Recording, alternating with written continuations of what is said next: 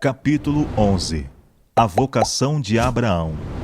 Depois da dispersão de Babel, a idolatria tornou-se novamente quase universal, e o Senhor deixou afinal os empedernidos transgressores que seguissem seus maus caminhos, enquanto escolheu a Abraão da linhagem de Sem e o fez guardador de sua lei para gerações futuras. Abraão tinha crescido em meio de superstição e paganismo.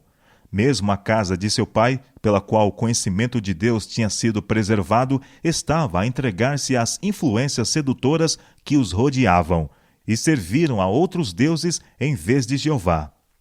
Mas a verdadeira fé não devia extinguir-se. Deus sempre preservou um remanescente para o servir. Adão, Sete, Enoque, Matusalém, Noé, Sem, em linha ininterrupta, preservaram, de época em época, as preciosas revelações de sua vontade. O filho de Terá se tornou o herdeiro deste sagrado depósito. A idolatria acenava-lhe de todo lado, mas em vão. Fiel entre os infiéis, incontaminado pela apostasia prevalecente, com perseverança apegou-se ao culto do único verdadeiro Deus. Perto está o Senhor de todos que o invocam, de todos os que o invocam em verdade. Ele comunicou sua vontade a Abraão e deu-lhe um conhecimento distinto das exigências de sua lei e da salvação que se realizaria por meio de Cristo. Foi feita a Abraão a promessa de uma posteridade numerosa e de grandeza nacional, promessa especialmente acatada pelo povo daquela época. Far-te-ei uma grande nação, e abençoar-te-ei e engrandecerei o teu nome, e tu serás uma bênção. E a isto acrescentou-se esta certeza, mais preciosa do que todas as outras para o herdeiro da fé, de que o Redentor do mundo viria de sua linhagem. Em ti serão benditas todas as famílias da terra. Contudo, como primeira condição de cumprimento, deveria haver uma prova para a fé. Um sacrifício foi exigido. Veio a Abraão a mensagem de Deus: sai da tua terra, e da tua parentela, e da casa de teu pai, para a terra que eu te mostrarei. A fim de que Deus o pudesse habilitar para a sua grande obra, como guardador dos oráculos sagrados, Abraão devia desligar-se das relações de sua vida anterior. A influência de parentes e amigos incompatibilizar-se-ia com o ensino que o Senhor se propunha a dar a seu servo. Agora que Abraão estava, em sentido especial, ligado ao céu, devia habitar entre estranhos. Seu caráter devia ser peculiar, diferindo de todo o mundo. Ele não podia nem mesmo explicar sua maneira de proceder, de modo que fosse compreendido por seus amigos. As coisas espirituais são discernidas espiritualmente, e seus intuitos e ações não eram entendidos por seus parentes idólatras. Pela fé, Abraão, sendo chamado, obedeceu, indo para um lugar que havia de receber por herança, e saiu sem saber para onde ia. Aquela obediência expedita de Abraão é uma das provas mais notáveis de fé a serem encontradas em toda a Bíblia. Para ele, a fé era o firme fundamento das coisas que se esperam e a prova das coisas que se não veem. Confiando na promessa divina, sem a menor garantia exterior de seu cumprimento, abandonou o lar, os parentes e a terra natal, e saiu sem saber para onde, a fim de seguir aonde Deus o levasse. Pela fé, habitou na terra da promessa, como em terra alheia, morando em cabanas com Isaque e Jacó, herdeiro com ele da mesma promessa.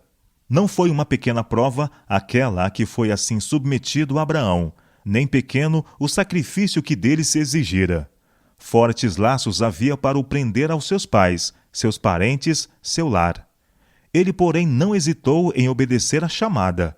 Não teve perguntas a fazer concernentes à terra da promessa.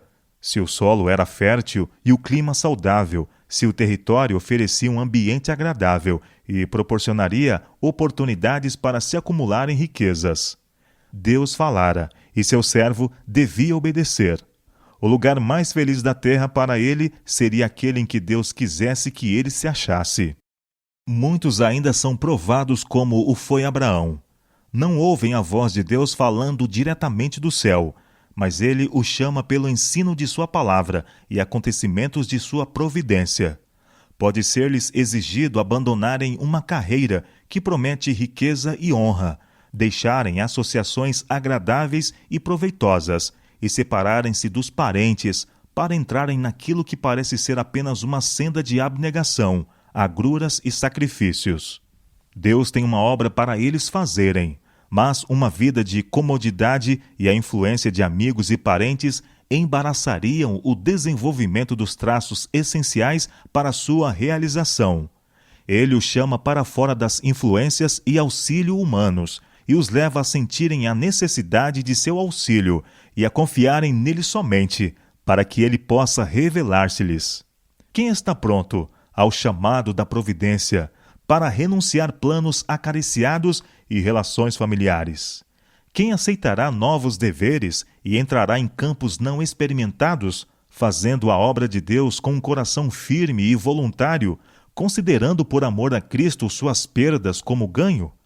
Aquele que deseja fazer isto tem a fé de Abraão, e com ele partilhará daquele peso eterno de glória muito excelente, com o qual as aflições deste tempo presente não são para comparar.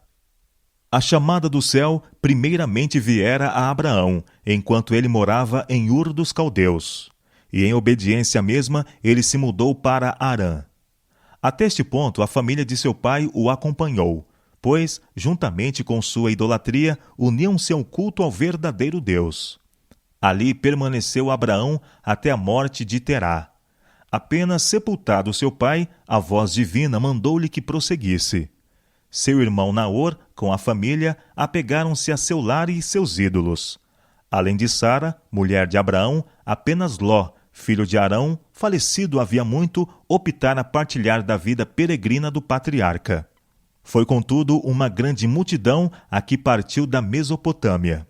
Abraão já possuía extensos rebanhos e gado, o que era a riqueza do Oriente, e estava cercado de numeroso grupo de servos e agregados.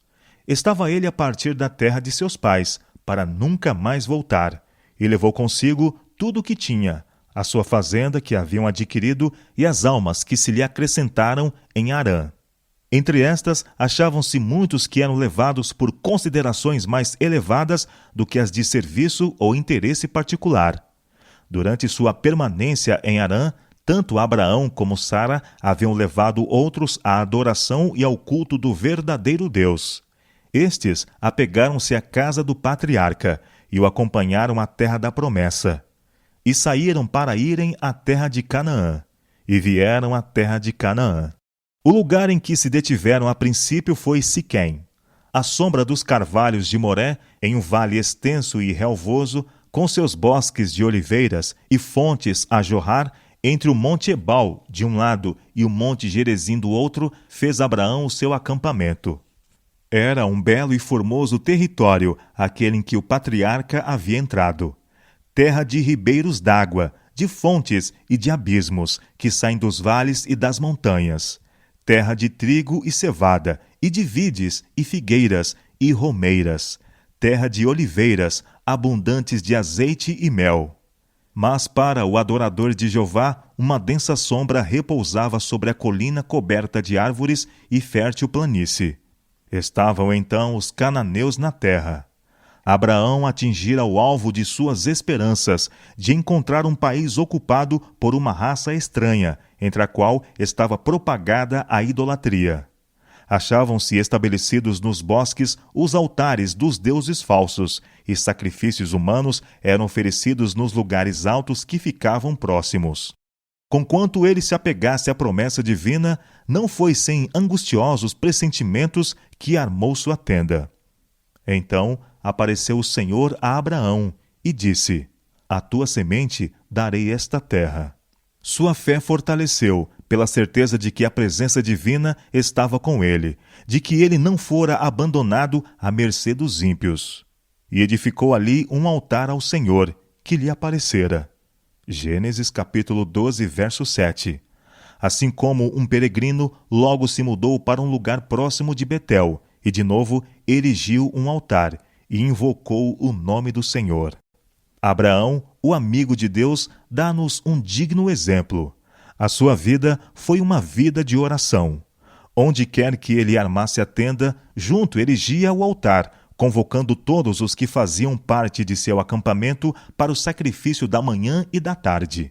Quando a tenda era removida, o altar ficava. Nos anos subsequentes, houve os que entre os cananeus errantes receberam instrução de Abraão, e quando quer que um desses vinha àquele altar, sabia quem havia estado ali antes, e depois de armar a tenda, preparava o altar e ali adorava o Deus vivo. Abraão continuou a viajar para o sul, e de novo foi provada sua fé. Os céus retiveram a chuva, cessaram os ribeiros de correr nos vales, e a relva secou-se nas planícies. Os rebanhos e gado não encontravam pasto, e a morte pela fome ameaçava todo o acampamento. Não pôs agora o patriarca em dúvida a direção da providência? Não retrocedeu ele os seus olhares saudosos para a abundância das planícies da Caldeia? Todos estavam avidamente atentos para ver o que Abraão faria, ao sobrevir-lhe dificuldade após dificuldade. Enquanto sua confiança pareceu estar inabalável, pressentiam que havia esperança. Estavam certos de que Deus era seu amigo e de que ainda os estava guiando. Abraão não podia explicar a direção da providência, não realizar as suas expectativas, mas mantinha com firmeza a promessa: abençoar-te-ei e engrandecerei o teu nome, e tu serás uma bênção. Com oração fervorosa, considerava ele como preservar a vida de seu povo e de seus rebanhos, mas não consentia que as circunstâncias lhes abalassem a fé na palavra de Deus. Para escapar da fome, desceu ao Egito. Não abandonou Canaã, nem, em sua situação angustiosa, voltou para a Caldeia, donde viera, e onde não havia falta de pão, mas buscou um refúgio temporário tão perto quanto possível da terra da promessa, tencionando voltar em breve para o lugar em que Deus o colocara. O Senhor, em sua providência, trouxera esta prova a Abraão, a fim de lhe ensinar lições de submissão, paciência e fé. Lições que deveriam ser registradas para benefício de todos os que, mais tarde, fossem chamados a suportar a aflição. Deus dirige seus filhos por um caminho que eles não conhecem, mas não se esquece dos que nele põem a confiança, nem os rejeita. Permitiu que a aflição sobreviesse a Jó, mas não o abandonou. Consentiu que o amado João fosse exilado para a ilha solitária de Pátimos. Mas o Filho de Deus o encontrou ali, e sua visão esteve repleta de cenas de glória imortal. Deus permite que as provações assaltem seu povo, a fim de que, pela sua constância e obediência, possam eles mesmos enriquecer espiritualmente, e possa o seu exemplo ser uma fonte de força aos outros. Eu bem sei os pensamentos que penso de vós, diz o Senhor, pensamentos de paz e não de mal. As mesmas provações que da maneira mais severa provam a nossa fé e fazem parecer que Deus nos abandonou, deve levar-nos para mais perto de Cristo, para que possamos depor todos os nossos fardos a seus pés e experimentar a paz que Ele, em troca, nos dá. Deus sempre tem provado o seu povo na fornalha da aflição. É no calor da fornalha que a escória se separa do verdadeiro ouro do caráter cristão. Jesus vigia a prova. Ele sabe o que é necessário para purificar o precioso metal, para que este possa refletir o brilho de seu amor. É por meio de transes severos, probantes, que Deus disciplina seus servos. Ele vê que alguns têm capacidade que poderão ser empregadas no avançamento de sua obra, e põe tais pessoas à prova. Em sua providência, ele as leva a posições que provem seu caráter e revelem defeitos e fraquezas que têm estado ocultas ao seu próprio conhecimento. Dá-lhes oportunidades para corrigirem tais defeitos e adaptarem-se ao seu serviço. Mostra-lhes suas fraquezas e os ensina a buscar nele o apoio, pois que ele é o seu único auxílio e salvaguarda. Assim é alcançado o seu objetivo. São educados, adestrados, disciplinados, preparados para desempenharem o grandioso propósito para o qual lhes foram dadas as suas capacidades. Quando Deus os chama à atividade, eles se acham prontos, e anjos celestiais podem unir-se-lhes na obra a ser cumprida na terra. Durante sua permanência no Egito, Abraão deu prova de que não estava livre de fraqueza e imperfeição humana.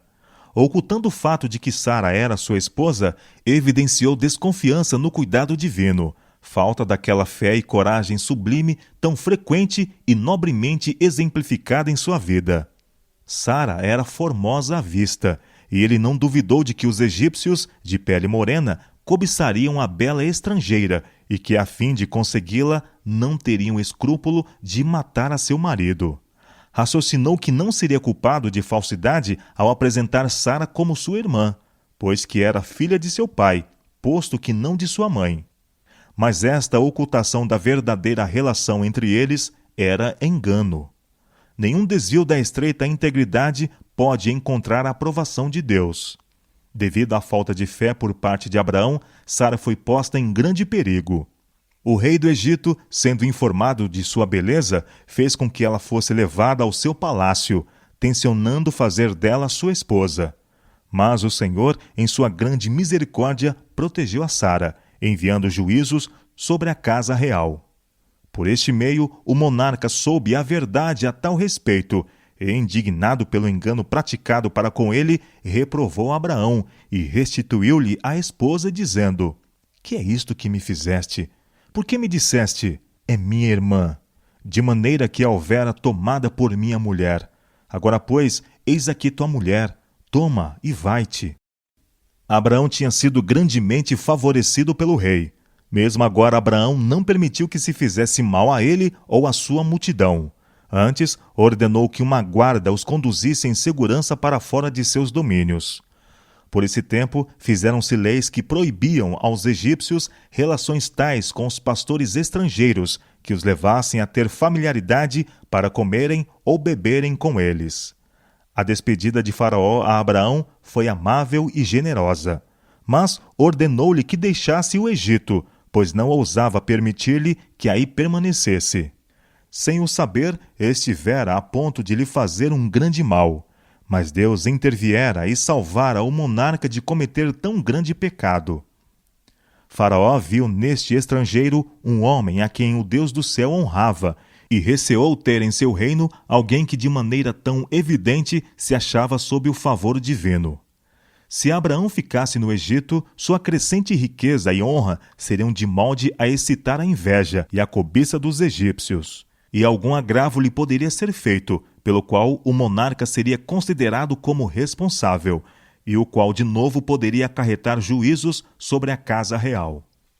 A advertência feita a Faraó demonstrou ser uma proteção para Abraão em suas relações posteriores com os povos gentis, pois tal coisa não pode ser conservada em segredo, e viu-se que o Deus que Abraão adorava protegeria seu servo, e que qualquer mal a ele feito seria vingado.